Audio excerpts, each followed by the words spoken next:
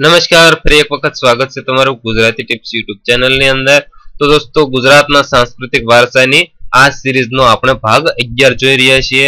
તો સૌથી પહેલા તો જે મિત્રોએ હજુ સુધી અમારી ચેનલને સબસ્ક્રાઇબ નથી કરી તેને ખાસ જણાવવાનું કે પ્લીઝ અમારી ચેનલ સબસ્ક્રાઇબ કરી અને સાથેનું બેલ આઇકન જરૂર દબાવજો, જેથી કરીને અમે નવા કોઈ પણ વિડીયો અપલોડ કરવી કે તરત જ તમને નોટિફિકેશન દ્વારા છે એની જાણ થઈ શકે। તથા वीडियो पसंद हो तो एक लाइक जरूर करजो અને અમારા વિડિયોને વધારેમાં વધારે શેર કરવા વિનંતી। તો ભાગ 10 નો છેલ્લો પ્રશ્ન હતો, નાની મોટી પનોતીનું મંદિર ક્યાં આવેલું છે? તો તેનો જવાબ આવશે નર્મદા જિલ્લાનું જીઓરપાટી ગામની અંદર આવેલું છે।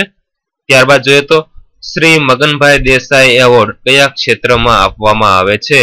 તો જવાબ આવશે શિક્ષણ ક્ષેત્રની અંદર આપવામાં આવે છે। ત્યાર પછી જોઈએ તો રવિશંકર રાવળ એવોર્ડ કયા ક્ષેત્રમાં આપવામાં આવે છે? તો તેનો જવાબ આવશે લલિત કલાની અંદર આપવામાં આવે છે। ત્યારબાદ જોઈએ તો શ્રી અંબુભાઈ પુરાણી એવોર્ડ કયા ક્ષેત્રમાં આપવામાં આવે છે? તો તેનો જવાબ આવશે રમતગમત ક્ષેત્રની અંદર આપવામાં આવે છે। ત્યાર પછી જોઈએ તો શ્રી ઝવેરચંદ્ર મેઘાણી એવોર્ડ કયા ક્ષેત્રમાં આપવામાં આવે છે? તો તેનો જવાબ આવશે લોકકથા ક્ષેત્રની અંદર આપવામાં આવે છે। ત્યાર પછી જોઈએ તો કે લાલનું નામ કયા ક્ષેત્રે જાણીતું છે? તો તેનો જવાબ આવશે જાદુ કળાની અંદર જાણીતું છે। ત્યાર પછી જોઈએ તો અમૃતલાલ ત્રિવેદીનું નામ કયા ક્ષેત્રે જાણીતું છે?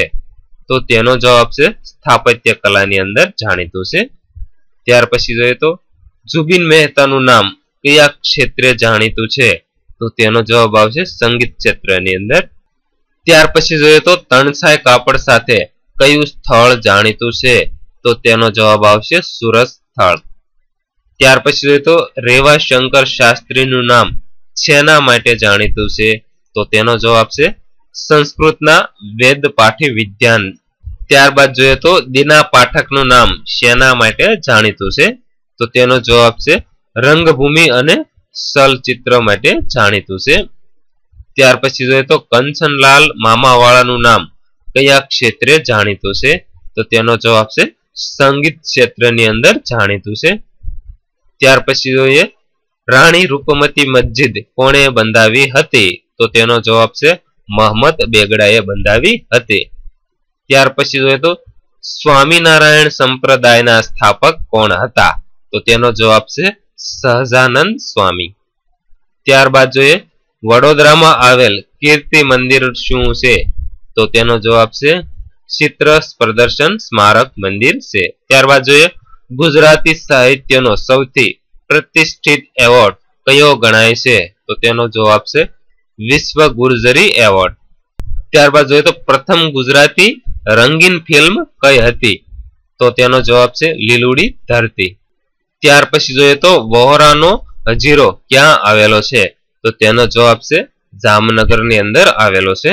ત્યાર પછી જોઈએ તો શંકરાચાર્ય શ્રી શારદા પીઠ ક્યાં આવેલી છે? તો તેનો જવાબ છે દ્વારકાની અંદર આવેલી છે।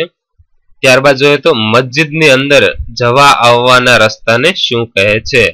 તો જવાબ છે ગલિયારી। ત્યાર પછી જોઈએ તો વ્યક્તિના અવસાન બાદ કયું પુરાણ વાંચવાની પ્રથા છે?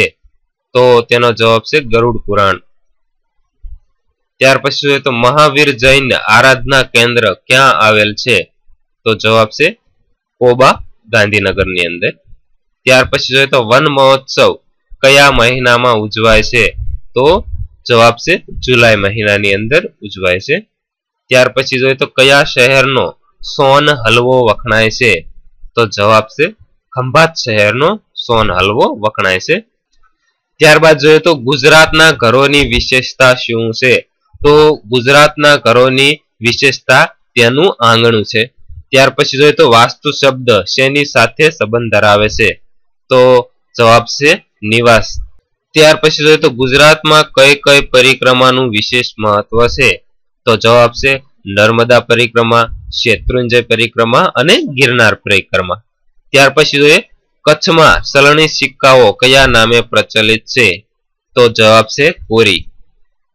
ત્યાર પછી જોઈએ ગાંધીજી દ્વારા સ્થાપવામાં આવેલ યુનિવર્સિટી કઈ છે?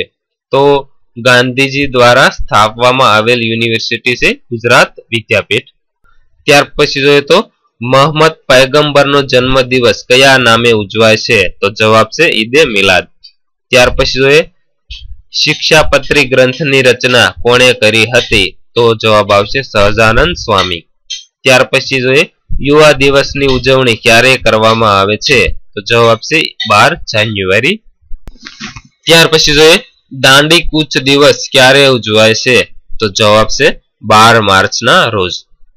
ત્યારબાદ જોઈએ તો ગુજરાતમાં કયા સ્થળેથી 350 વર્ષ જૂનું લાકડાનું કોતરકામ મળી આવ્યું છે?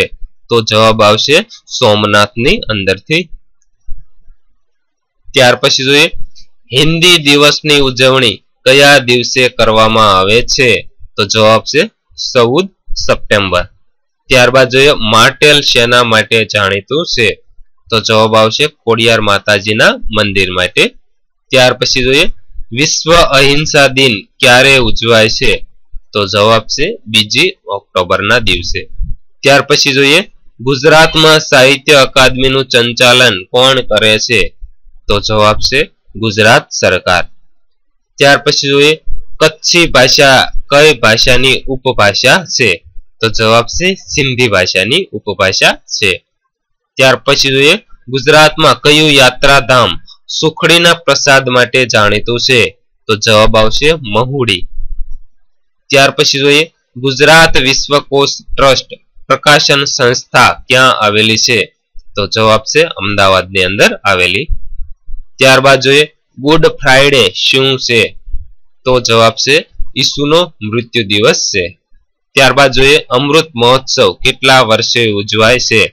તો જવાબ 75 વર્ષે.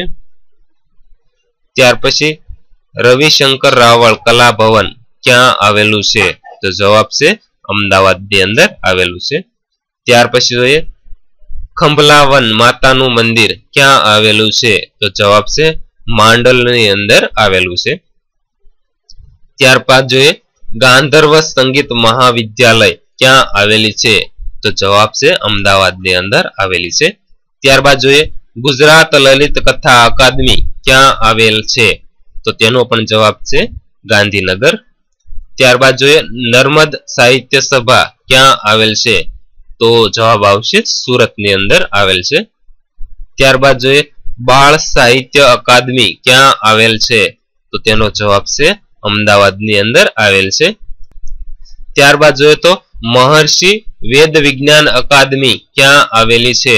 તો તેનો જવાબ છે અમદાવાદની અંદર આવેલી છે. ત્યારબાદ જોઈએ તો વિશ્વ ગુર્જરી સંસ્થા ક્યાં આવેલી છે? તો તેનો જવાબ છે અમદાવાદની અંદર આવેલી છે. ત્યાર પછી જોઈએ તો સપ્તક સ્કૂલ ઓફ મ્યુઝિક ક્યાં આવેલ છે? તો સપ્તક સ્કૂલ ઓફ મ્યુઝિક અમદાવાદની અંદર આવેલ છે. ત્યાર પછી જોઈએ તો સંસ્કૃત સાહિત્ય અકાદમી ક્યાં આવેલી છે? તો તેનો જવાબ છે ગાંધીનગરની અંદર આવેલી છે. ત્યાર પછી જોઈએ તો સંસ્કૃત યુનિવર્સિટી ક્યાં આવેલી છે? તો તેનો જવાબ છે સોમનાથની અંદર આવેલ છે. ત્યાર પછી જોઈએ જય ડગબરનું નામ કયા વાદ્ય સાથે સંકળાયેલ છે? તો જવાબ છે તબલા વાદ્ય સાથે. ત્યાર પછી જોઈએ તો નંદિની શાહનું નામ કયા વાદ્ય સાથે સંકળાયેલ છે? તો જવાબ છે સિતાર સાથે. ત્યાર પછી જોઈએ તો હિમાંશુ મહંત નું નામ કયા વાદ્ય સાથે સંકળાયેલ છે? તો તેનો જવાબ છે તબલા વાદ્ય સાથે. ત્યાર પછી જોઈએ તન્મય મિશ્રાનું નામ કયા વાદ્ય સાથે સંકળાયેલ છે? તો તેનો જવાબ છે ગિટાર વાદ્ય સાથે. ત્યાર પછી જોઈએ કયો પર્વત હિમાલયનો પુત્ર તરીકે ઓળખાય છે? તો જવાબ છે આબુ પર્વત. ત્યાર પછી જોઈએ ગુજરાતના કયા સ્થળે વેબસાઇટના માધ્યમથી અગ્નિ સંસ્કાર વિધિના દર્શન કરવાની સગવડ ઉપલબ્ધ છે? તો તેનો જવાબ છે સિદ્ધપુરની અંદર. ત્યાર પછી જોઈએ કુંતા માતાનું મંદિર ક્યાં આવેલ છે? તો તેનો જવાબ છે મહેસાણા જિલ્લાના આસજોલની અંદર આવેલું છે. ત્યાર પછી જોઈએ સાયલા શેના માટે જાણીતું છે? તો તેનો જવાબ છે લાલજી મહારાજની જગ્યા માટે જાણીતું છે. તો દોસ્તો આ હતા ગુજરાતના સાંસ્કૃતિક વારસાની આ સિરીઝ આપણે અહીં સમાપ્ત કરીએ છીએ. તો ફરી એક વખત નવી સિરીઝ સાથે અને નવા વિડીયો સાથે હાજર રહીશું. તો પ્લીઝ આવા નવા વિડીયો જોવા માટે અમારી ચેનલને સબસ્ક્રાઇબ કરવાનું ન ભૂલતા તથા વિડીયો પસંદ હોય તો એક લાઈક જરૂર કરજો અને વિડીયોને વધારેમાં વધારે શેર કરવા વિનંતી. ખૂબ ખૂબ આભાર.